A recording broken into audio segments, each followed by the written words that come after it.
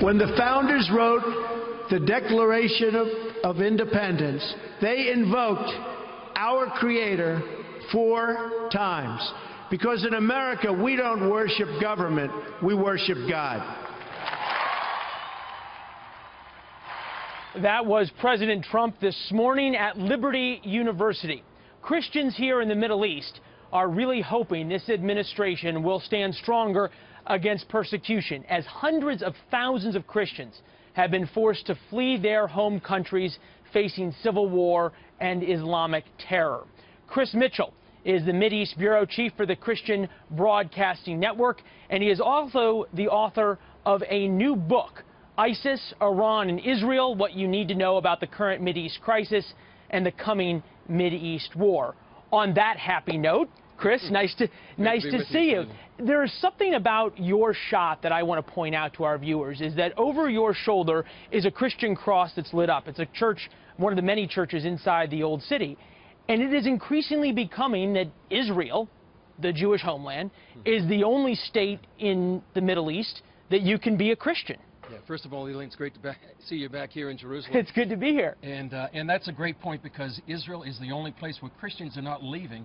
Almost every other nation in the Middle East, you can go from Iran all the way to North Africa, you can find that Christians are leaving, whether in northern Iraq or Syria. It's really kind of an exodus in the last several years, even back the last 10, 20 years. You've seen hundreds of thousands of Christians leaving the area, and sometimes being taken out of their homes. Well, and to this point, some are leaving because they want to, but a lot are leaving because they have to. Exactly. We spoke with a guy named Ammar back in Jordan.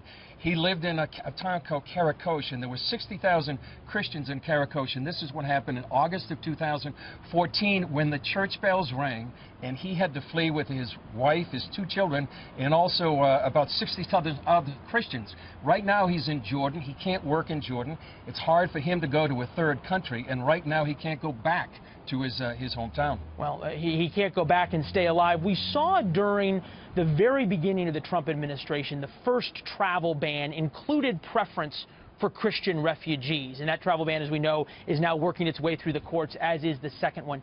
Is there any active measures by the U.S. government, by this administration, to try and provide a safe haven for so many of the people you've reported on? That's a big thing. In Karakosh, we were up there. This is the same village that Ammar left a couple of years ago. That's what they were asking for, a safe zone so that Christians can have some sort of security. They don't want to go back to their homes in a year or two, ISIS or some other manifestation comes. And I think the one thing that they're doing right now is they're speaking out on behalf of Christians. Right after he was inaugurated, he had an interview with a colleague of mine, David Brody, who said that he was going to stand up for Christians.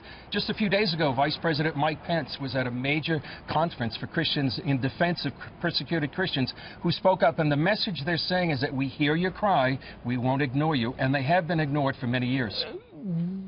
Will good actions follow good words? Big change with this administration for sure, but have we seen any concrete actions? Have we seen an increase in the number of visas? Are we seeing any type of extra help or allowance for charities? What's your reporting shown? Right now, no. I think they haven't shown any extra visas, but I think that's going to take a while, several months. I think the seriousness of the fight against ISIS is one thing that I think encourages a lot of Christians right now here in the Middle East. They think that Trump is going to hopefully bring stability, and they also see in him a strong leader. And strength matters in the Middle East, and weakness has consequences, and I think we've seen that to the Christians here in the Middle East for the last several years. Well, they could certainly use some folks with some strength standing behind them.